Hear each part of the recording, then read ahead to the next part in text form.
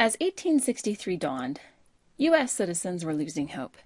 The previous December, Union forces had engaged in a frontal attack on Confederate lines entrenched at Fredericksburg, Virginia. It was suicide, and the surrender dashed hopes yet again of capturing Richmond any time soon. The Emancipation Proclamation had emboldened Lincoln's opponents, and even early supporters of the war were growing tired of the bad news.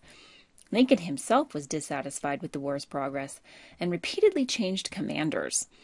In early 1863, Fighting Joe Hooker was put in charge of the Union Army.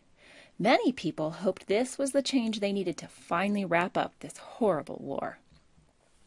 We're going to take a brief look at three key battles that took place in 1863. All of them, in their own ways, turned the tide of victory in favor of the Union.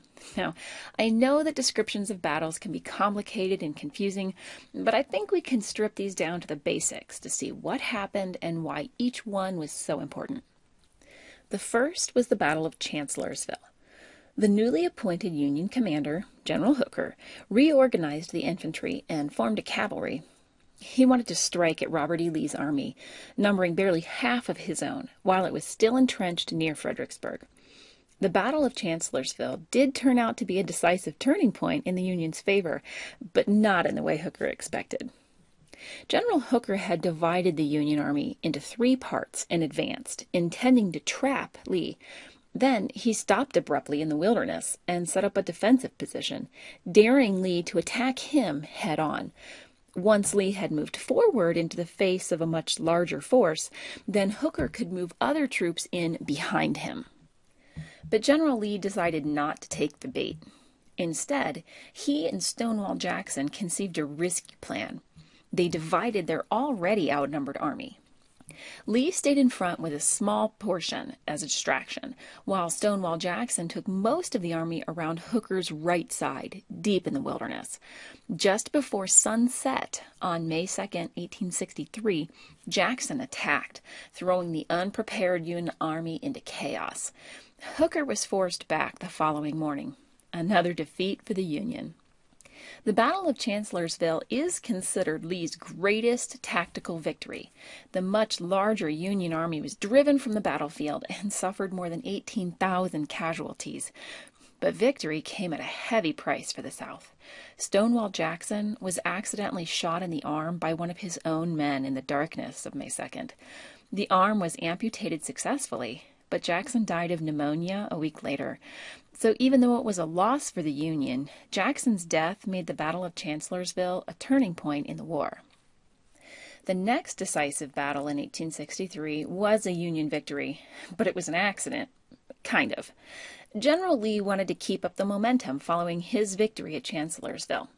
He believed that a successful invasion of a northern city would turn popular opinion, and therefore politicians, against Lincoln in the Civil War, ending it for good. So Lee started to gather the Confederate forces in southern Pennsylvania, under strict orders not to engage the enemy until the entire army was in place. And while they waited, one of Lee's commanders sent a brigade of soldiers east to a town called Gettysburg for supplies. They didn't expect to run into the Union cavalry.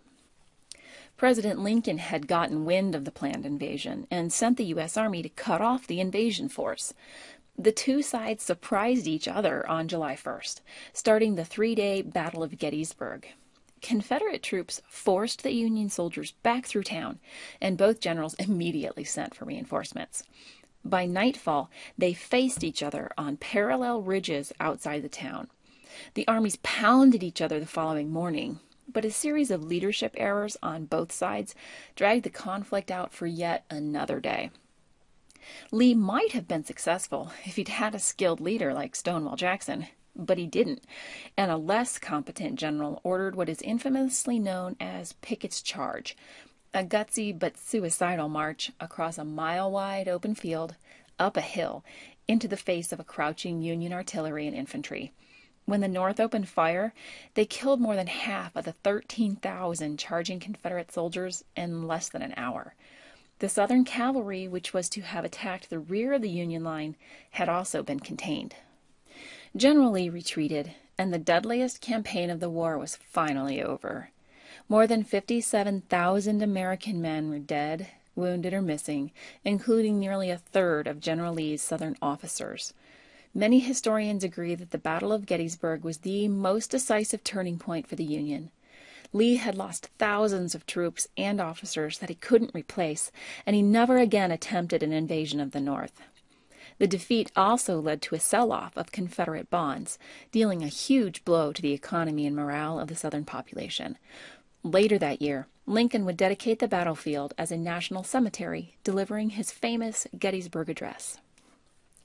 On the following day, which was the 4th of July, 1863, the Union finally gained control of the full length of the Mississippi River after a 6-month struggle to seize the city of Vicksburg, Mississippi. Vicksburg was, by most estimations, unconquerable.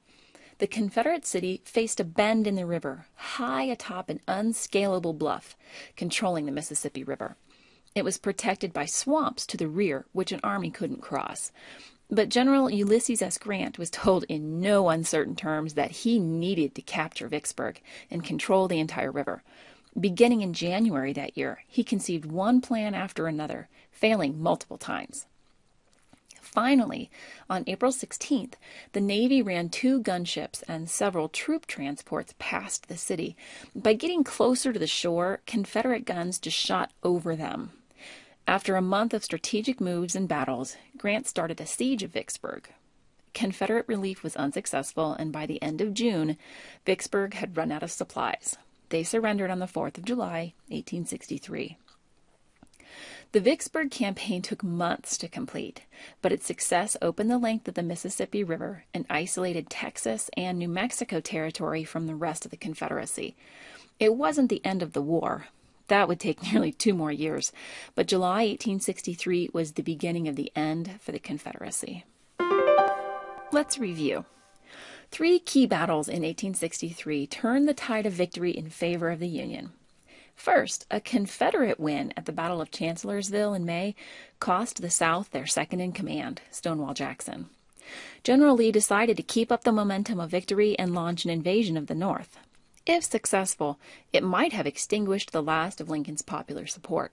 But after 3 days of fighting in the Battle of Gettysburg, the Union finally forced Lee's retreat on July 3rd. Because he suffered heavy casualties, including a third of his officers, and because he never again tried to invade the North, many historians consider the Battle of Gettysburg to be the turning point of the Civil War. The next day, the 4th of July, 1863, Union General Ulysses S. Grant finally captured the Mississippi River. After several attempts over several months, victory came after the siege of Vicksburg. These 3 battles in 1863 marked the beginning of the end of the Confederacy.